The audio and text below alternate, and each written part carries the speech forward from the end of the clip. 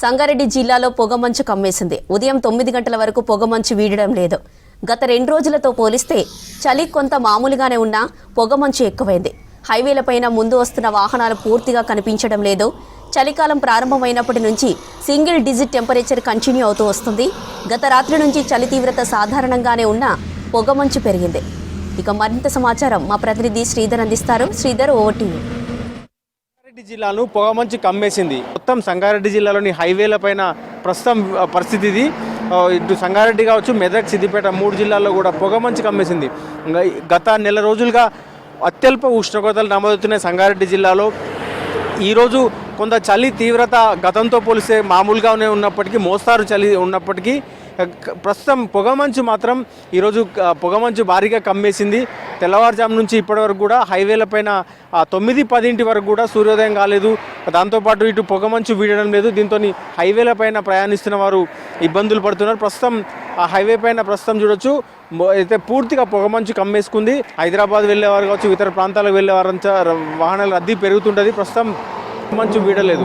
So మొత్తం town కావచ్చు, ఇటు హైవే పైన కావచ్చు, మొత్తం ఎక్కడ చూసినా అయితే పొగమంచు కప్పుకున్న అయితే ప్రస్తుతం పరిస్థితులు అయితే కనిపిస్తున్నాయి. ముందు వస్తున్న వాహనాలు కనిపించని పరిస్థితి. దాంతోపాటు మొత్తం కాలనీలన్నీ కూడా పొగమంచుతో నిండిపోయి ఉన్నాయి.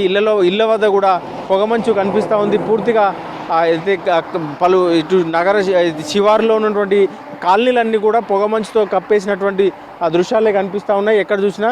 సో మొత్తం ఉష్ణోగ్రతలు ఈ సీజన్ ప్రారంభం నుంచి సింగిల్ డిజిట్కే పరిమితమవుతుంది.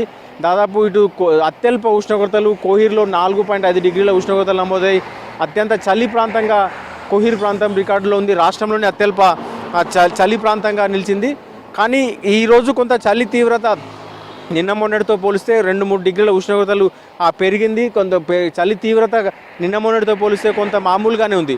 చలి తీవ్రత లేకపోయినప్పటికీ పొగమంచు మాత్రం కమ్మేసింది. ఈరోజు నిన్న మొన్న కావచ్చు పొగమంచు మామూలుగానే ఉండింది. పొగమంచు కొంచెం హైవేల పైన కావచ్చు అయితే 7-8 వరకల్లా పొగమంచు తగ్గింది. కానీ పొగమంచు కనిపిస్తూనే ఉంది. పొగమంచు అట్లనే ఉంది. మొత్తం సంగారెడ్డి జిల్లా కేంద్రంతో పాటు ఇటు పలు గ్రామీణ ప్రాంతాల్లో కూడా మొత్తం గ్రామాలన్నీ కూడా పొగమంచుతో కప్పేసినటువంటి దృశ్యాలే కనిపిస్తున్నాయి. ఈరోజు కొంత చలి తీవ్రత మామూలుగానే ఉన్నప్పటికీ పొగమంచు మాత్రం వీడడం లేదు.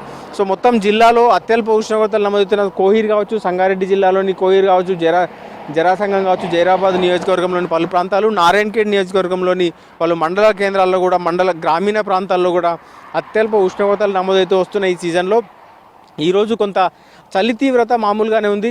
నిన్న మొన్నటితో గత వారం రోజులు, గత 15 రోజుల నుంచి పోలిస్తే చలి తీవ్రత మామూలుగానే ఉన్నప్పటికీ పొగమంచు అయితే కమ్మేసింది.